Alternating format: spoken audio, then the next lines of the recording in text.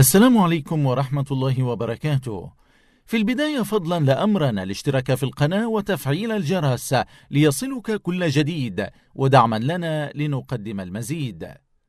اهتزاز محرك السيارة هو أحد أهم الإشارات التحذيرية عن ظهور تلف أو عطل في أحد أجزاء المحرك أو الأجزاء المحيطة به، ما يجعل إهمال مثل هذه الظاهرة يعرض سلامة سيارتك للخطر. لذلك سنتعرف اليوم على أهم 6 أسباب قد ينتج عنها اهتزاز المحرك، والتي ينبغي حلها في أسرع وقت.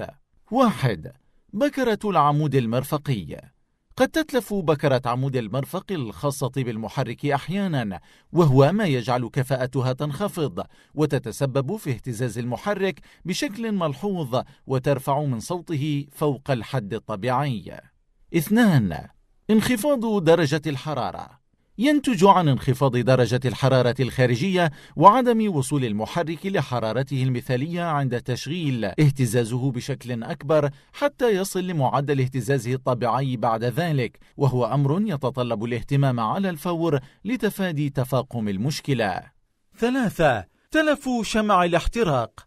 عند تلف أحد شمعات الاحتراق فإن اهتزاز المحرك يزيد بشكل كبير، وهو ما يتبعه تقليل عزم السيارة لعدم احتراق خليط الهواء والوقود داخل دورة عمل المحرك بالشكل الكافي.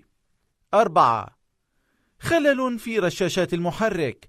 قد يحدث أحيانا خلل أو تلف في الرشاشات الخاصة بمحرك السيارة، وهو ما يتسبب في اهتزازه بشكل واضح، وذلك بجانب إضعاف عزم السيارة بشكل عام.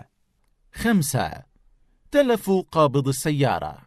يتسبب تلف قابض السيارة وأعطاله في الكثير من المشكلات، والتي من أهمها اهتزاز المحرك مع صدور ضوضاء منه بشكل ملحوظ يفوق الطبيعي، وينذر بوجود مشكلة حقيقية تحتاج لحل سريع.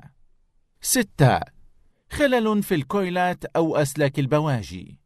الكويلات من القطع الهامة التي تساعد السيارة على التحرك، حيث تعمل على تضخيم الجهد الكهربائي الصادر من البطارية لإعطاء قوة وجهد بشكل كاف لتكوين الشرارة اللازمة لتشغيل المحرك. لذلك فإن حدوث أي خلل فيها أو في أسلاك البواجي قد يتسبب في اهتزاز المحرك وكتمه وانخفاض عزمه أيضا.